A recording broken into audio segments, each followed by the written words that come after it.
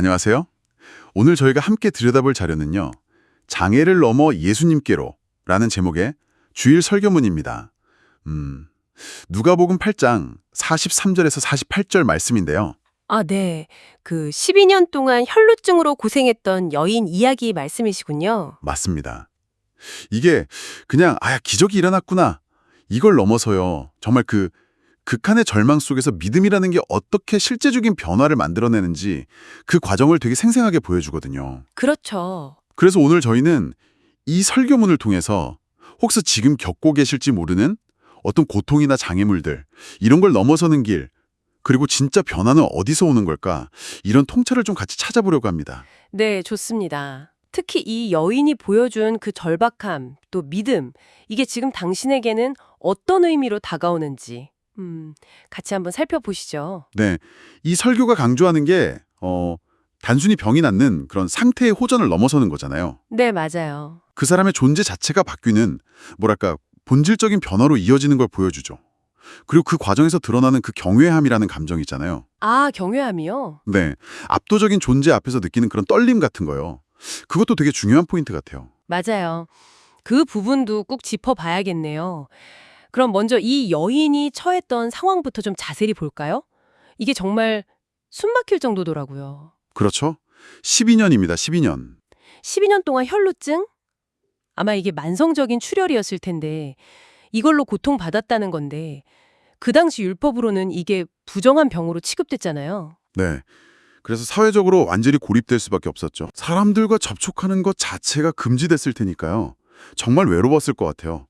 게다가 가진 돈은 전부 치료에 쏟아부었는데 마가복음 보면 오히려 더 심해졌다고 나오잖아요. 맞아요.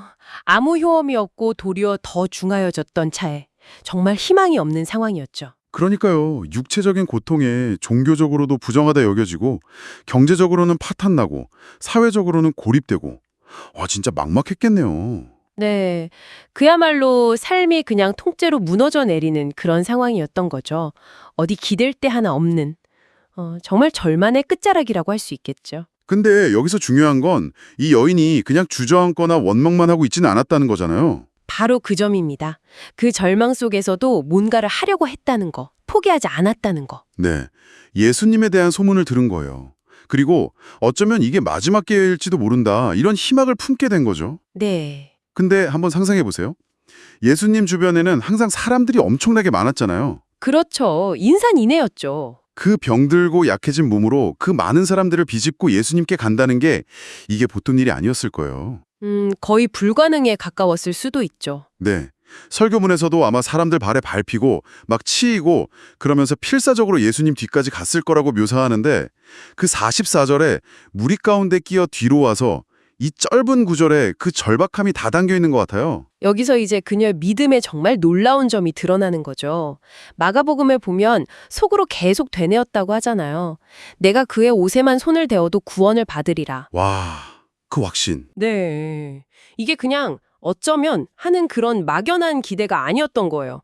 설교문 표현처럼 정말 천국을 침노하듯이 자신의 모든 한계, 부끄러움, 사회적인 시선 이걸 다 뚫고 나가려는 정말 적극적이고 필사적인 그런 믿음의 행동이었던 거죠. 와, 옷자락이라도 만지면 낫는다는 그 믿음. 정말 대단하네요. 그리고 결과는 진짜 즉각적이었어요. 네, 그렇죠. 44절 후반부 보면 옷자락에 손을 딱 대자마자 혈루의 근원이 말라버렸다고 나오잖아요. 네. 근데 여기서 예수님의 반응이 저는 좀 의외였어요. 그냥 지나치실 수도 있었을 텐데 갑자기 멈춰서시더니 누가 내게 손을 대었느냐? 이렇게 물으시잖아요. 맞아요. 제자들은 좀 당황했죠. 네. 제자들은 아니 선생님 사람들이 이렇게 막 밀치는데 당연히 누가 닿았겠죠. 이렇게 약간 대수롭지 않게 넘기려고 하는데 예수님은 단호하시죠. 그렇죠. 아니다. 내게서 능력이 나간 것을 내가 안다. 이렇게 말씀하시죠. 네. 누군가 믿음으로 내게 손을 댔다는 걸 아신 거예요. 이 대비가 저는 참 흥미로운 것 같아요. 수많은 사람들이 그냥 예수님 곁에 있었고 뭐 물리적으로 스치기도 했겠죠. 네네. 하지만 그들은 대부분 그냥 구경꾼이었거나 군중의 일부였을 뿐이에요. 근데 오직 이 여인만이 정말 간절한 믿음을 가지고 예수님과 진정으로 접촉한 거죠. 연결된 거예요. 아, 그냥 스친 게 아니라 연결된 거군요. 네. 그래서 예수님의 이 질문은 단순한 물리적 접촉이 아니라 믿음을 통한 그 인격적인 만남, 그 연결이 얼마나 중요한지를 보여주는 것 같아요. 그러네요.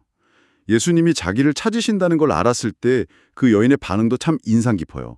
47절 보면 두려워하면서 떨면서 나와서 엎드렸다고 하잖아요. 네. 그리고 자기가 왜 손을 댔는지, 또 어떻게 다로 낫게 되었는지를 다 이야기하죠. 그렇죠. 근데 설교문에서는 이 두려움과 떨림, 엎드림을 그냥 들켰다 이런 무서움이 아니라 거룩하고 압도적인 신성을 만났을 때 인간이 본능적으로 느끼는 경외함으로 해석하더라고요. 네, 그 해석이 아주 중요하다고 생각해요. 진정한 만남, 특히 우리가 신적인 존재라고 부르는 그런 절대적인 존재와의 만남에는요, 기쁨이나 감사 이전에 먼저 자기 자신의 어떤 미약함, 부족함을 깨닫고 그 앞에서 낮아지는 그런 경외감이 동반될 수 있다는 거죠. 이게 그냥 뭐랄까 피상적인 신앙이나 기적 구경과는 확실히 다른 아주 깊은 차원의 경험이라는 걸 보여주는 지점인 것 같아요. 그렇군요. 경외함. 그리고 이 모든 과정을 지나서 예수님께서 마지막으로 하신 말씀이 딸아, 내 믿음이 너를 구원하였으니 평안히 가라. 이거잖아요. 네, 48절 말씀이죠. 이 선포에 대해서 설교문은 이게 단순히 병이 낫는 상태의 변화가 아니라고 강조하더라고요. 맞습니다. 그걸 넘어서는 거죠. 네, 죄와 죽음이라는 그 근본적인 문제로부터의 구원, 그리고 하나님의 자녀라는 새로운 신분으로 바뀌는 본질의 변화라고 아주 힘주어 이야기합니다. 정확해요. 육체의 건강 회복은 그 구원의 어떻게 보면 가시적인 증거 중 하나일 뿐이고요. 핵심은 그 믿음을 통해 얻게 된 구원, 그리고 그 결과로 누리게 되는 하나님으로부터 오는 참된 평안, 샬롬인 거죠. 샬롬. 네, 이 평화는 이후에 그녀가 또 다른 어떤 어려움을 만나더라도 그녀를 굳건하게 지탱해주는 그런 뿌리가 되었을 겁니다. 그냥 일시적인 문제 해결이 아니라 존재 자체가 달라진 거니까요. 와, 그렇군요. 네, 오늘 저희가 함께 살펴본 이 설교문은 정말 12년 동안 고통받았던 혈루증 여인의 이야기를 통해서요. 그 절망 속에서도 꺼지지 않았던 믿음의 불씨, 그리고 장애물을 뚫고 필사적으로 나아가는 그 행동이 어떻게 단순한 치유를 넘어서 구원이라는 상태 변화를 넘어서 본질 변화라는 놀라운 결과를 가져오는지 아주 강렬하게 보여준 것 같습니다. 네. 이 여인은요, 예수님 주변을 그냥 애워싸고 있던 그 수많은 군중들 속에서 어쩌면 유일하게 예수님과 인격적으로 만난 사람이었어요. 그렇죠. 다른 사람들은 그냥 스쳐 지나갔거나 구경만 했겠죠. 맞아요. 그냥 팬이었거나 구경꾼에 머물렀죠. 여기서 우리 스스로에게 한번 질문을 던져볼 수 있을 것 같아요. 당신의 삶에서 혹은 당신이 지금 마주하고 있는 어떤 어려움 속에서 당신은 그저 상황을 지켜보면서 예수님 곁을 스쳐 지나가는 수많은 군중 중 한 명입니까? 아니면 모든 어려움과 부끄러움, 시선들을 무릅쓰고라도 변화를 향해서 간절하게 손을 뻗는 바로 그 한 사람입니까? 군중으로 남느냐, 아니면 그 한 사람으로 나아가느냐? 이 차이가 당신의 삶에 어떤 결정적인 변화를 가져올 수 있을지 한번 깊이 생각해 보시는 것도 좋겠습니다.